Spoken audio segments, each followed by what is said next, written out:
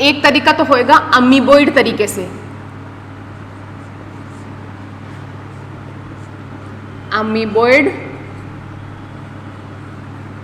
Tapetum, और दूसरा तरीका होएगा ग्रंथिल टेपिटम, ग्रंथिल टेपिटम।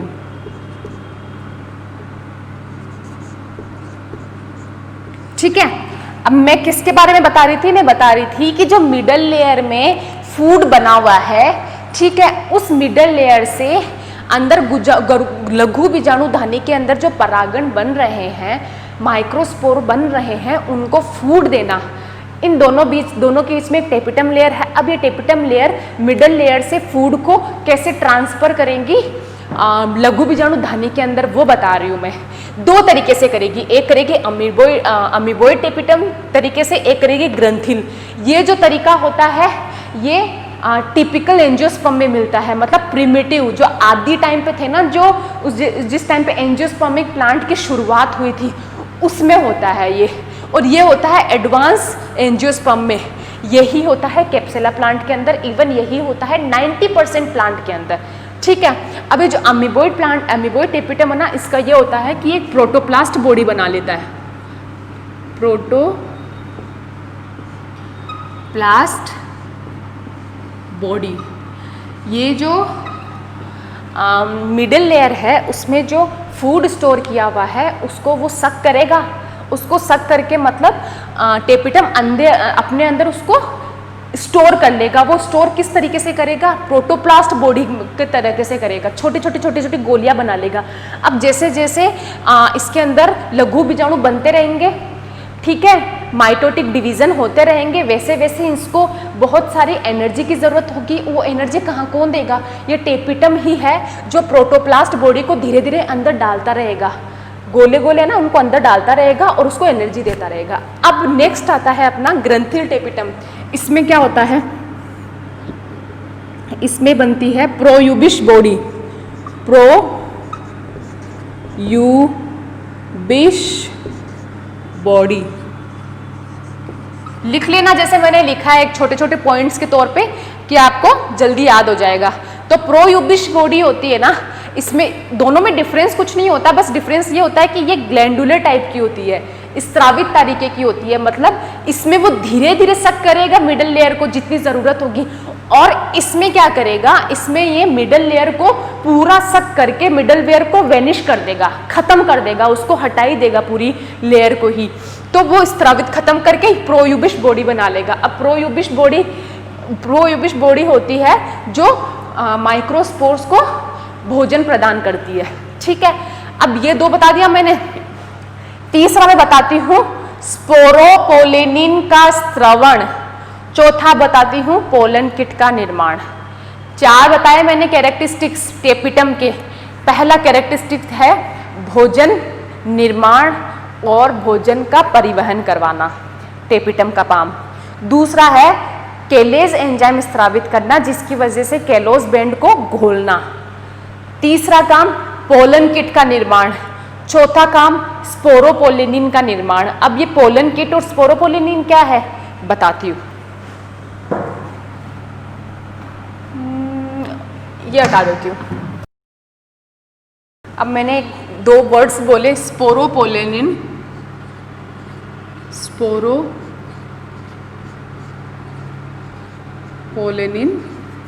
एंड दूसरा बताया मैंने पोलन किट।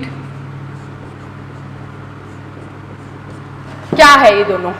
स्पोरोपोलेनिन बेटा अपनी अर्थ पे मौजूद, धरती पे मौजूद सबसे हार्डेस्ट मटेरियल है, जिसपे कभी hormone, enzyme, acid, alkaline media, पानी, किसी का कोई फर्क नहीं पड़ता। ऐसी लेयर है ये। जब ये परागकण यहाँ पे मिच्योर हो जाएंगे, जब ये बाहर निकलेंगे, इन बाहर निकलने के टाइम पे अगर इनके ऊपर कोई कवच नहीं होगा, कोई शील्ड नहीं होगी, तो ये बाहर निकलने में ही डिस्ट्रॉय हो जाएंगे। क्यों? क्योंकि एट द एंड तो केवल नॉर्मल सी एक भित्ति से तो बना हुआ है, एपिडर्मिक भित्ति से तो बना हुआ है, तो इनको प्रोटेक्शन चाहिए। क्यों चाहिए प्रोटेक्शन? प्रोटेक्शन इसलिए चाहिए कि इनके लिए जो मीडियम है परागण के थ्रू जो हवा, पानी सॉरी और इंसेक्ट, ये एक तरीके से भगवान भरोसे वाली चीज है। इनका खुद का कार्यक्रम नहीं जमाया हुआ है, ये है एक स्पॉन्टेनियस होने वाली चीज। अब वो टाइम कभी कितना ड्यूरेशन भी ले सकता है, साल साल भर ले सकता है और 2 दिन में भी हो सकता है। तो इनका प्रोटेक्शन होना बहुत ज़रूरी है, ठीक है, ताकि वो कम से कम फीमेल गेमिट तक पहुंचे तो सही। मादा जननांग तक पहुंचना जरूरी है ना आगे की निषेचन की प्रक्रिया कंप्लीट करने के लिए। तो जो ये परागण है उसके बाहर एक प्रोटेक्टिव शील्ड होती है स्पोरोपोलेनिन, जो कि टेपिटम स्रावित करता है। अब स्पोरोपोलेनिन एक तरीके का प्रोटीन आवरण होता है जो ना एंजाइम से कभी टूटता है, ना हार्मोन से टूटता है, ना ही एसिड से टूटता है। अब इसका सबसे बड़ा जो अध्ययन किसने किया था, जो ये बड़े बड़े आर्कियोलॉजिस्ट होते हैं ना, जीवाश्मों का अध्ययन करते हैं, जैसे जुरासिक पार्क और ये सब अपन इवोल्यूशन में पढ़ेंगे किससे क्या क्या बना इवोल्यूशन में। तो उस टाइम पे ये होता है कि जो कभी कभी बोल देते हैं ना कि आज से 100 दशक पहले, 200 दशक पहले ये जीवाश्म मिले हैं जो ये जताते हैं कि आज से 100 दशक पहले ये पेट्रोलियम सोर्स था, या फिर वनों में सबसे ज़्यादा बहुल्यता इन तरह के प्लांट्स की थी। वो किसकी वजह से बता पाते हैं, वो इसी पोलन, ये जो पोलन ग्रेन है जो परागकण बने हैं उनकी वजह से बता पाते हैं। ये जो परागकण है इसके बाहर अगर स्पोरोपोलेनिन की लेयर होगी तो ये प्रोटेक्टेड रहेगा, ना हवा से डरेगा, ना पानी से डरेगा। किसी भी तरह के अर्थक्वेक मतलब भूकंप भी आ गए तो भी कोई फर्क नहीं पड़ना है इसको, ठीक है। तो ये अगर प्रोटेक्टिव शील्ड में रहे, जीवित रहे अंदर, तो ये बता पाएंगे ना कि उस टाइम पे, मतलब अगर ये आज ये हजार दशक पहले का है, 1000 दशक पहले का है, आज मिलता है अपन को कहीं की खुदाई करने से मिलता है कहीं जगह की, तो अपन बता पाएंगे ना कि ये 1000 दशक पहले इस तरह के परागकण हुआ करते थे, मतलब इस तरह की वेजिटेशन वनस्पति हुआ करती थी। तो हिंट मिलता है ना, बहुत बड़ा हिंट मिलता है ये जीवाश्मीकरण वाली चीज़ में, ठीक है। अब मैंने नेक्स्ट बताया आपको पोलन किट। पोलन किट ये होता है जो परागण होगा ना, नर युग्मक मादा जननांग तक पहुंचेगा। मादा जननांग क्या थी, अभी जो मैंने जायांग की स्ट्रक्चर बनाई थी, गायनोशियम की स्ट्रक्चर बताई थी, वो थी मादा जननांग। तो वो पहुंचेगा, किसके द्वारा पहुंचेगा, वायु, जल या फिर कीटों के द्वारा। अब जो कीटों के द्वारा पहुंचेगा ना, वो परागण क्या होते हैं, वो थोड़े होते हैं चिपचिपे होते हैं और पीले रंग के होते हैं और ऑयली होते हैं, मतलब तरलीय पदार्थ जो होता है ना, द्रव्य पदार्थ जो बाहर होता है वो तरल चिपचिपा होता है। वो किस वजह से होता है, वो टेपिटम की वजह से होता है। ये टेपिटम है जो इस तरह की चीज स्रावित करता है, जिसकी वजह से क्या होता है, एक प्लांट पे अपन देखते हैं ना सनफ्लावर, सूरजमुखी कितना अट्रैक्टिव लगता है, पीले रंग का, और उसके ऊपर आप देखना हमेशा एक दो मधुमक्खी बैठी रहेगी।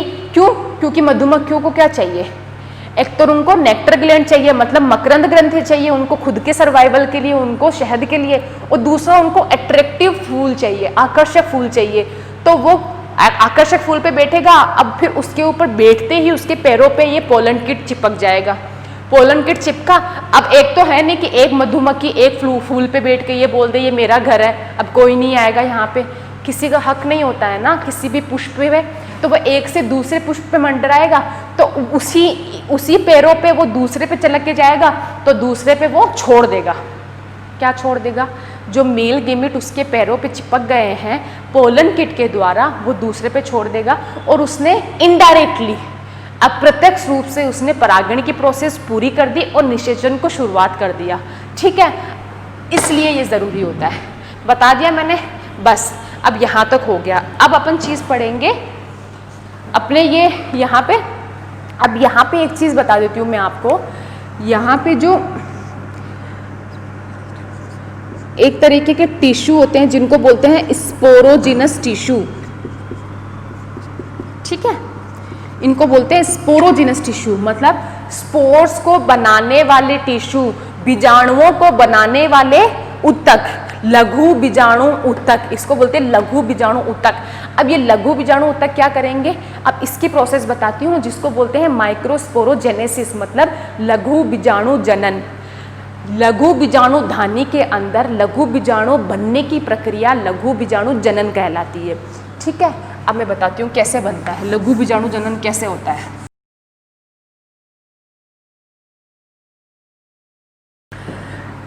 लघु बीजाणु जनन, लघु बीजाणु जनन, लघु बीजाणु जनन कहाँ से शुरुआत होगी? ये जो लघु बीजाणु ऊतक है यहाँ से शुरुआत होगी लघु बीजाणु जनन की।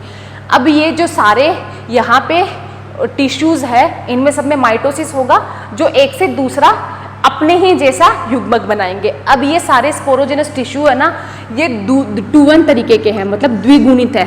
तो उनमें से एक सेल को यहाँ उठा लाओ। ठीक है, टिश्यू की इकाई क्या होती है? ऊतक की इकाई कोशिका होती है। तो एक कोशिका को यहाँ उठा लाओ, ये एक कोशिका है, यहाँ आ गई, द्विगुणित प्रकार की है। क्यों? क्योंकि माइटोसिस से बनी है, माइटोसिस से द्विगुणित ही बनेगी, मियोसिस से बनती है आधी कोशिका। तो ठीक है, अब इस कोशिका को बोल देंगे अपन MMC या फिर PMC। ये क्या बोल दिया मैंने? Microspore mother cell, pollen grain mother cell, लघु बीजाणु कोशिका, परागण कोशिका। ठीक है, लघु बीजाणु कोशिका। तो बेटा इसी फॉर्म में याद रखना, MMC या फिर PMC, लघु बीजाणु कोशिका। ठीक है, तो अब यहां से शुरुआत होगी, यहां से शुरुआत होगी। सबसे पहले होगा first meiosis. First meiosis, meiosis मतलब अर्धसूत्री विभाजन। ठीक है, अब ये फर्स्ट मियोसिस होगा तो यहाँ पे 2N कोशिका, 2N बन जाएगी, 2N, आधा आधा डिवाइड हो जाएगा सारा, अंदर जो भी है साइटोप्लाज्म, प्रोटोप्लाज्म, साइटोप्लाज्म और कैरियोकाइनेसिस। उसके बाद में एक और मियोसिस होगा, उसके बाद में 4 सेल्स बन जाएगी। अब ये 4 सेल्स है ना रेडियल फॉर्म में अरेंज नहीं होगी, ये 4 सेल्स होगी टेट्राहेड्रल फॉर्म में। 1 2 3 4 दिख गई? दिखेगी नहीं? ये 4 ही है। एक बॉल, बैडमिंटन या फिर जो भी खेलते हैं अपन, बॉल से खेलते हैं ना, क्रिकेट खेलते हैं, वो बॉल अगर अपन आगे से देखेंगे तो वो अपन को आगे ही दिखेगा अपन को आगे, लेकिन उसका पीछे वाला पार्ट नहीं दिखेगा। उसी तरीके से जो मैंने स्ट्रक्चर बनाई है वो 3D स्ट्रक्चर है, टेट्राहेड्रल स्ट्रक्चर है। तो 3 तो दिख रहे हैं लेकिन उसके पीछे एक अरेंज है वो नहीं दिख रहा है, लेकिन ये 4 है। ठीक है, ये 4 लघु बीजाणु बन गए हैं। अब ये जो 4 लघु बीजाणु बने ना, इसको बोलते हैं टेट्राहेड्रल फॉर्म। अब आपकी जो मॉड्यूल दिया हुआ है आपको, उसमें अलग अलग चीज़ें मेंशन की हुई है कि ये रेखीय क्रम में भी हो सकता है, ये आइसोबाइलेटरल फॉर्म में भी हो सकता है, और ये टी शेप में भी हो सकता है। जैसे मैंने बताया टेट्राहेड्रल फॉर्म, तो वैसे ही ये रेखीय फॉर्म, मतलब रेखीय हो जाएगा 1 2 3 1 2 3 4, या फिर टी शेप में ये हो जाएगा, ये बन गया 1 2 3 4 टी शेप, या फिर समद्विपार्श्व। समद्विपार्श्व मतलब ये आइसोबाइलेटरल। हाँ, तो वो चीज़ यहाँ पढ़ाने की ज़रूरत नहीं है, वो है एक्सेप्शंस। वो एक्सेप्शंस है तो आपको याद रखना होगा कौन से में क्या मिलता है, बैंगन में कौन सा होता है, या फिर वो जो स्पेसिफिक लगेगा मुझे इंपॉर्टेंट है टिक लगाने के लिए, वो मैं बता दूंगी। अभी ये अपन कैप्सेला के लिए पढ़ लें तो कैप्सेला में यही मिलता है। ठीक है, अब ये जो चीज़ है ना जिससे जुड़ा हुआ है, इसी को बोलते हैं बेटा कैलोस बैंड। यही होता है कैलोस बैंड। जो कौन स्रावित कर रहा था? एंडोथीशियम स्रावित कर रहा था कैलोस बैंड। ठीक है, तो अब ये स्टार्ट करता है कैलोस बैंड। अब मैंने एक चीज़ बताई थी टेपिटम वाली। क्या बताई थी मैंने टेपिटम वाली चीज़? बताओ। टेपिटम लेयर क्या करता है? केलेज एंजाइम स्रावित करता है। अब ये फुल्ली मेच्योर हो गए हैं, मतलब अब बस इनको चाहिए कि एंडोथीसियम फूट जाए, फट जाए और हम लोग बाहर निकल जाएं, क्योंकि ये फर्टाइल करने के लिए तैयार है पूरे। ठीक है, अब ये है कि केलेज एंजाइम टेपिटम स्रावित करेगा, उसकी वजह से ये कैलोस बैंड घुल जाएगा। अब ये जैसे ही घुलेगा तो ये अलग अलग हो गए। तो अलग होने के बाद में मैं एक की स्ट्रक्चर, अब चारों के अलग अलग नहीं बनाऊंगी, चार अलग अलग हो गए तो मैं एक को लेती हूँ।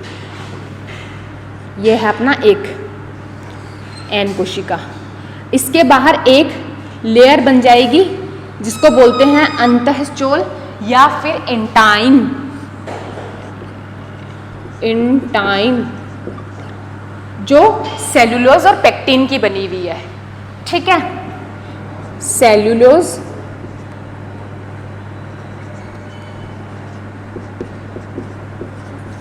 पेक्टिन की बनी हुई है और इसके बाहर बन जाएगी ये लेयर। अब मैं ये क्या बता रही हूं, ये मैम ये आपने ये डिसकंटिन्यूअस क्यों बनाई है? इंटाइन तो पूरी बनाई और बाहर की एक्साइन जो लेयर बताई है, ये एक्साइन लेयर आपने उबड़ खाबड़ क्यों बनाई है? मतलब बीच बीच में स्पेस छोड़ दिया। बेटा इसी उबड़ खाबड़ की वजह से ही आगे की प्रोसेस होगी। अब ये जो ये जो मैंने बताया था अभी स्पोरोपोलेनिन जो यहाँ बताया था, ये एक्साइन के बाहर स्पोरोपोलेनिन स्त्रावित हो जाएगा जो इसको पूरे परागकण को स्टोर करके रखेगा, सुरक्षित अवस्था में रखेगा। लेकिन अगर ये जो मैंने छोटे छोटे पोर्स छोड़ दिए हैं जिनको बोलते हैं स्टोमियम या फिर स्टोमोडियम, यही होता है जिसकी वजह से जब ये फीमेल गेमिट मतलब मादा जननांग जो कि है अपना गाइनोशियम, जो कि है अपना जायांग, उसके टिप पे जाके जब बैठेगा ना, तो टिप पे जाने के बाद पराग नलिका पोलन ट्यूब का निर्माण करेगा। वो पोलन ट्यूब निकलेगी कहाँ से? वो पोलन ट्यूब यहीं से निकलेगी। यहाँ से भी निकल सकती है, यहाँ से भी निकल सकती है, यहाँ भी निकल सकती है। अब जो अपन कैप्सुला, अब ये ना, अब इसमें भी डिफ्रेंसिएशन होता है। इसमें डिफ्रेंसिएशन किस तरीके का होता है? अगर ये तीन ही छेद बनाती ना मैं, तो ये ट्राइकोप्लेट तरीके का होता है। ट्राइकोप्लेट जो अपन कैप्सुला के लिए पढ़ते हैं, कईयों में एक ही होता है तो उसको मोनोकोप्लेट बोलते हैं। ये भी आपके मॉड्यूल में मेंशन है, एक बार देख लेना, इतना इंपॉर्टेंट नहीं है, ठीक है। अब ये किसकी बताई मैंने? ये बताई मैंने परिपक्व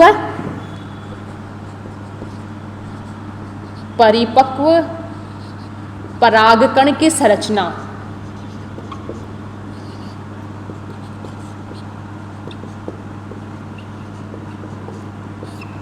ये है परिपक्व परागकण की संरचना। पहले स्पोरोजिनस टिश्यू में से एक कोशिका को उठा के यहाँ लाए, इसमें अपन ने मियोसिस फर्स्ट करवाया जिससे 2 कोशिका बनी, फिर सेकंड मियोसिस की वजह से 4 कोशिका बनी, एक 3 दिख रही है, एक इसके पीछे है, ये भी 4-5 तरीके से अरेंज हो जाते हैं जो टेट्राहेड्रल फॉर्म है। लिख देती हूँ यहाँ पे टेट्राहेड्रल, ये फॉर्म मिलता है कैप्सुला में, इसलिए मैंने यहाँ पे ये फॉर्म बनाया। अब ये केलेज एंजाइम की वजह से केलोज बेंड घुल जाएगा, डिसॉल्व हो जाएगा, तो परागकण सारे मुक्त हो जाएंगे। अब उस परागकणों को प्रोटेक्शन शील्ड मिलना जरूरी है, किसके लिए? ताकि वो परागण के थ्रू मादा जननांग तक पहुंच सके, इसलिए ये प्रोटेक्टिव शील्ड बन जाएगी। अब ये जो परिपक्व परागकण जो बना ना, यही होता है मेल गेमिटोफाइट की पहली कोशिका। कोई पूछ ले आपको एग्जाम में, नर युग्मकोद्भिद की पहली परिपक्व संरचना कौन सी होती है? दैट इज परागकण, पोलन ग्रेन। आ गई चीज समझ में? मैंने क्या बताया था इस चैप्टर के शुरुआत में कि अपन सबसे पहले पढ़ेंगे पुष्प की संरचना, उसके बाद अपन पढ़ेंगे नर जननांग और नर युग्मकों का निर्माण। दो पॉइंट्स कर लिए अपन ने, ठीक है। अब अपना तीसरा टॉपिक क्या था? मादा जननांग और मादा युग्मकों का निर्माण। यहाँ पे परागकण का कर दिया तो अपन ने पूरा काम, इसका पूरा कार्यक्रम हो गया ना। अब ये तैयार है मादा जननांग के ऊपर जाके अपनी पोलन ट्यूब मादा जननांग के अंदर इंसर्ट करने के लिए, ये फुल्ली तैयार है, ठीक है। इससे पहले अब अपन को मादा जननांग और मादा युग्मकों का निर्माण भी तो करना पड़ेगा। चलो अब मैं ये खत्म मिटा देती हूँ और मादा के लिए पढ़ाई स्टार्ट करते हैं अपन की। मादा जननांग को क्या कहते हैं, मादा जननांग कहाँ स्टेबल होता है, और उसमें जो मियोसिस माइटोसिस होते हैं उनकी स्टडी करते हैं हम।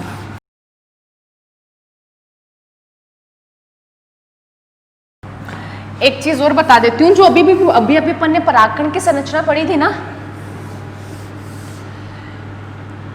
ये था अपना परागकण, ये अपनी इंटाइन और ये अपनी एक्साइन, ठीक है, थी यही।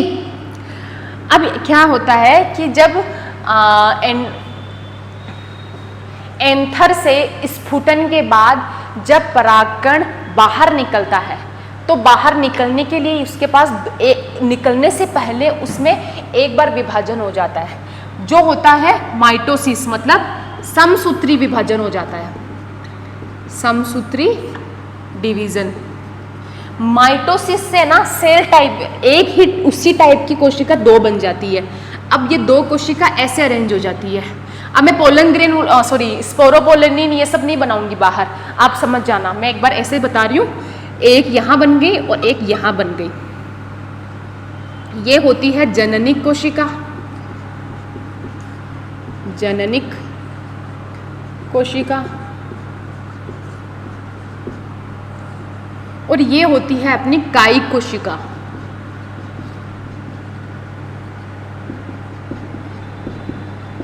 ठीक, अब क्या होती है कायिक कोशिका, क्या होती है जननिक कोशिका, मैं बताती हूँ।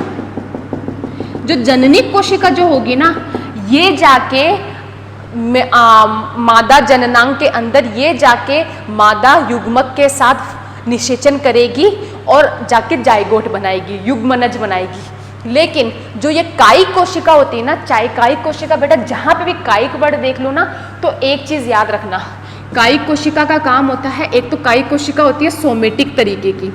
सोमेटिक तरीका क्या होता है कि उसका रिप्रोडक्शन से कोई लेना देना नहीं होता है, उसका काम सिर्फ एक कोशिका को का शेप मेंटेन रखना, और अगर उस कोशिका में कोई भी युग्मक है, कोई और तरीके के सेल है, तो उसको पोषण प्रदान करना,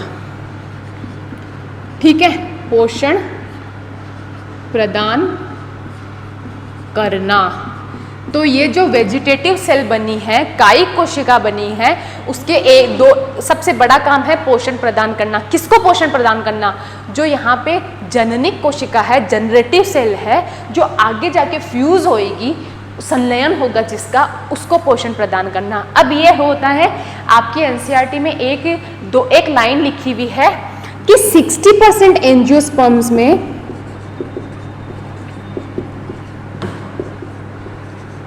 60% एंजियोस्पर्म में ये जो टू सेल्ड स्ट्रक्चर हुई ना, दो सेल हो गई ना स्ट्रक्चर, टू सेल्ड स्ट्रक्चर में ही स्फुटन होता है। लेकिन 40% में ये थ्री सेल्ड स्ट्रक्चर में भी स्फुटन होता है। थ्री सेल्ड स्ट्रक्चर में क्या होगा, ये जनरेटिव सेल वापस यहाँ पे माइटोसिस करके एक और एन बना लेगा, ठीक है। तो मतलब अगर वो एक और एन बना लेता है तो यहीं पे 3n स्ट्रक्चर हो गई, 1 2 3। और अगर ये 60% आपसे पूछ ले कि 60% एंजियोस्पर्म में नर युग्मक कौन से फॉर्म में बाहर निकलता है, 2 sailed structure, 3 sailed structure, 1 sailed structure, तो उसका आंसर होगा 2 सेल्ड स्ट्रक्चर। लेकिन 40% एंजियोस्पर्म में ये 3 सेल्ड स्ट्रक्चर में निकलता है। यहाँ पे ये एक और माइटोसिस कर लेता है, एक की जगह ये 2n बना लेता है। तो फिर ये वेजिटेटिव कोशिका वापस यही काम करती है, 2n को प्रोटेक्शन देती है, 2n को खाना प्रोवाइड करवाती है, ठीक है, समझ रहे हो। तो यहाँ पे अपना मेल गेमिट का पूरा काम खत्म होता है। अब याद रखना, जब अपन निषेचन करवाएंगे तो पूछूंगी कि ये 2n स्ट्रक्चर कहाँ से आ रही है या फिर 3 सेल्ड स्ट्रक्चर कहाँ से आ रही है, तो आपको बताना पड़ेगा कि ये कहाँ। मैम आपने ये वाले लेक्चर में बताया था कि नर युग्मक का निर्माण वाले में, माइक्रोस्पोरोजेनेसिस में। खत्म। चलो अब अपन फीमेल पार्ट पे आते हैं।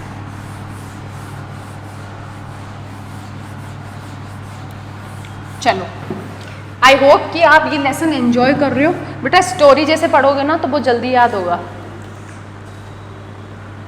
और फीमेल के लिए अपन पढ़ा था अभी, ये था अपना प्लेसेंटा, बिजांडासन,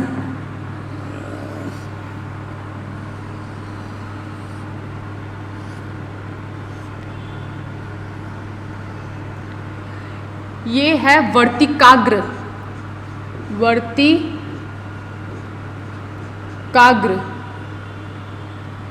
ये है वर्तिका,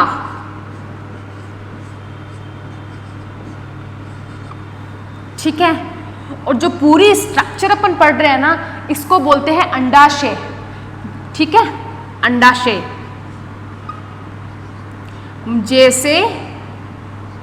जैसे मेल रिप्रोडक्टिव सिस्टम में अपन ने एंड्रोशियम को बोला था पुमंग, पुमंग को बोला था अपन ने नर जननांग, और उसकी एक इकाई को क्या बोला था, पुंकेसर। उसी तरीके से फीमेल रिप्रोडक्टिव सिस्टम में जायांग, जिसको अपन गायनोशियम बोलते हैं, उसकी एक इकाई को बोलते हैं अपन ओवेरी, अंडाशय। अब इस अंडाशय के अंदर जो मौजूद है ना, जिसको बोलते हैं अपन ओव्यूल, दैट इज बीजांड, ठीक है। ये है ओव्यूल।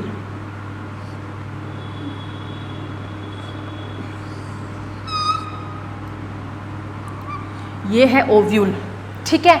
ये ओव्यूल, अब इस ओव्यूल में बनेगा, जैसे नर जननांग में एंथर में माइक्रोस्पोरोजेनेसिस हो रहा था, एंथर में फिर सारी प्रक्रिया कंप्लीट हो रही थी, उसी तरीके से ये जो ओव्यूल है, जिसको बीजांड बोलते हैं, इस ओव्यूल के अंदर सारा मेगा स्पोरोजेनेसिस होगा और सारी मेल गेमेटोफाइट की बनने की प्रक्रिया कंप्लीट होगी। तो अपन उसको उठा लें, उससे पहले थोड़ी सी इसकी फिजियोलॉजी देख लेते हैं।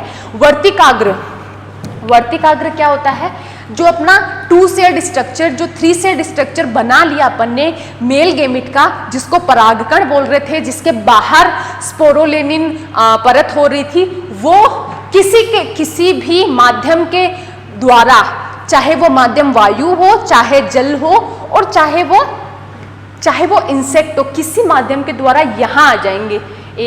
मिलियंस की संख्या में, ऐसे नहीं 4-5 आएंगे, मिलियंस की संख्या में आएंगे, ठीक है। क्योंकि वो जनरेशन भी एक स्पोरोजेनस टिश्यू से 4 बन रहे थे, और यहाँ पे मिलियंस की संख्या में स्पोरोजेनस टिश्यूज होते हैं। तो वो हर टिश्यू अगर माइक्रोस्पोरोजेनेसिस करेगा तो बहुत सारे बनाएंगे, तो वो यहाँ आएंगे, ठीक है। अब यहाँ आके फिर वो, इसका वर्तिकाग्र का काम होता है उनको अपनी तरफ आकर्षित करना या फिर चिपकाना परागकणों को, ठीक है। अब वो चिपका के फिर ये ट्रेवल करेगी, पोलन ट्यूब बनेगी। पोलन ट्यूब कहाँ से बन रही थी, स्टोमियम से। स्टोमियम थी ना जहाँ पे स्पोरोपोलिनिन की लेयर नहीं बन रही थी, वो स्टोमियम, वहाँ से पोलन ट्यूब बनेगी। वहाँ से पोलन ट्यूब बनना स्टार्ट करके अंदर ट्रेवल करेगी। अब वो अंदर ट्रेवल करके यहाँ से वो घुसेगी, किसमें घुसेगी, ये घुसेगी बीजांड के अंदर।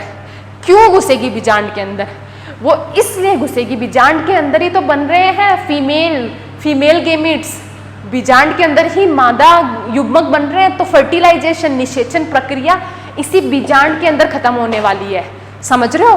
तो ये अपन को, अब जैसे अपन ने एक पुंकेसर को उठा के बाहर लाया था, वैसे कि वैसे अपन एक बीजांड को उठाकर बाहर लाते हैं, उसकी सारी फिजियोलॉजी, स्ट्रक्चर देखते हैं, उसके अंदर क्या क्या चेंजेस आ रहे हैं वो देखते हैं, मेगा स्पोरोजेनेसिस देखते हैं, उसके बाद अपन करवाएंगे पोलिनेशन, और उसके बाद करवाएंगे अपन फर्टिलाइजेशन, ठीक है। अब इस बीजांड को उठा के लाओ यहाँ,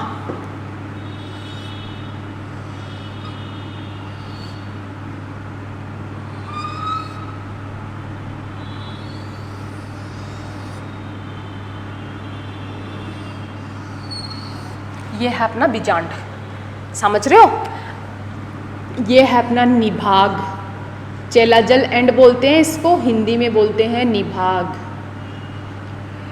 इंटेगुमेंट को बोलते हैं अध्यावरण, बाहरी अध्यावरण, आंतरिक अध्यावरण। तो मैं दोनों को मिला के एक ही अध्यावरण लिख देती हूँ, केवल अध्यावरण। ये जो पार्ट है यहाँ पे, इसको बोलते हैं हाइलम।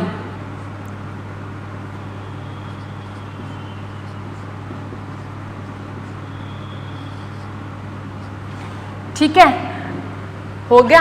अब ये अंदर क्या है, ये जो अंदर बन रहा है ना, इसको बोलते हैं पराग कोश। जिस तरीके से वहां क्या बोल रहे थे, वहां अपन पराग कोश बोल रहे थे ना, तो ये वाली चीज होती है एम्ब्रियोसेक, भ्रूण कोश। वहां होती है वो चीज पराग, मतलब पुंकेसर के नाम से जुड़ी हुई, तो उसको बोलते हैं पराग कोश। लेकिन यहाँ पे ये चीज होती है एम्ब्रियोसेक, दैट इज कॉल्ड भ्रूण कोश। भ्रूण कोश। अब बेटा मैं इसको ना इतना ही छोड़ दूंगी, इसके अंदर जो सेल फॉर्मेशन हो रहा है मैं वहां करवाऊंगी, उसके बाद में इसको जो बन जाएगा वो उसको यहाँ फिट करवा दूंगी, ठीक है। अभी करवाना ये हो जाएगा कि पहले से बता दिया तो हमें कुछ समझ में नहीं आया, पहले मैं वहां करवाऊंगी मेगास्पोरोजेनेसिस, उसके बाद जो कोशिकाएं वहां अरेंज हो गई है उसको मैं यहाँ फिट कर दूंगी, ठीक है।